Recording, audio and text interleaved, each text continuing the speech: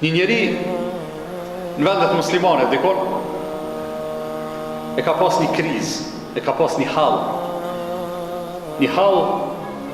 që duke qenë se ai ka qenë njeri i ndershëm, i mirë, korrekt, i devotshëm, e ka rëndu shumë, e ka pas një borxh që vadja i ka ardhur nesër me e kthy borxhin, ai e ka falë Yasin edhe s'ka mujt me bos zgjidhje.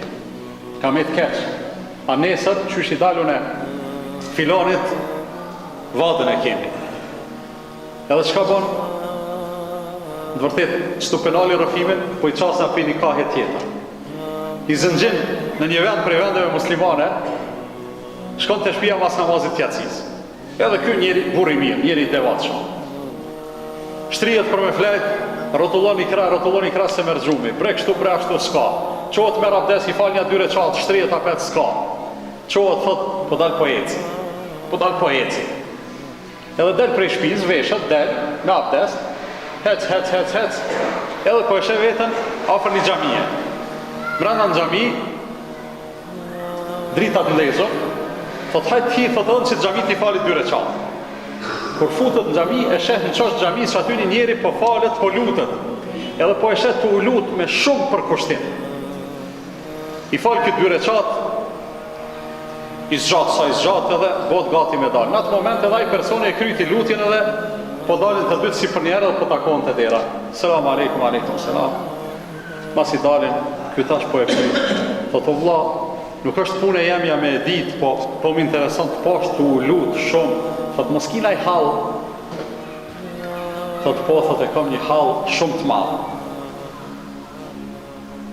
Thot tash më bone kurreshtar me ditë, nëse s'dvjen keq, çka është ai halli jot? A muj me të ndihmu? Thot po, e kam thot një borxh për nesër. Edhe thot s'po mujt mi apo pare, thot erdha çto, s'po di çka me bëj, luta Allahun, Allah çlira. I thot ky zënxhinje, ai borxhi jot është i madh? Thot po, thot shumë i madh është. Sa është i madh? Si me thon 700 euro, 800 euro. Çështo diçka. I madh për këto, se ky njeri i ndershëm s'u mësu me pas borxhe dhe s'u mësu mos më ju dal njerëzve në fjalë. A ky tjetri 700 euro. Po 700 euro nuk ka borxhe i madh, thot shumë i madh është për mua, thot se fytyra më shkon munesë. Thot ai bon kabull me t'i dhonun e ty 700 euro ç'tash në xhep i ka. Në xhep i ka, po t'i jepi. Edhe shkolaj e borxhin ç'lira. I thot ky, ama nuk di kur muj me t'i kthy, jo, thot hiç mos mi kthe. Po t'i fali. Edhe jep ato pare. Sa e në konë, unë e mora shembull 700 euro, po jo shumë e madhe. Edhe kur e gëzohet ky hallexhiu, edhe bën shumë dua për ta. Thot Allahu të çliroft kur je mas ngushti, Allahu të dhash bereqet, Allahu të ruaj ty edhe familjen. Edhe ndahen, i shtrëngojnë durt edhe ndahen, nisën drejtime, ky në shtëpi vet. Mas i kalon me thonë një 10 hapa, ky zënxhin edhe një herë, o vlla, thot na lëni një sekond, kthehet. Ha? Thot qyre me bo, thot me ran hall edhe një herë, thot çështë po 700 euro, 1000 euro, 2000 euro.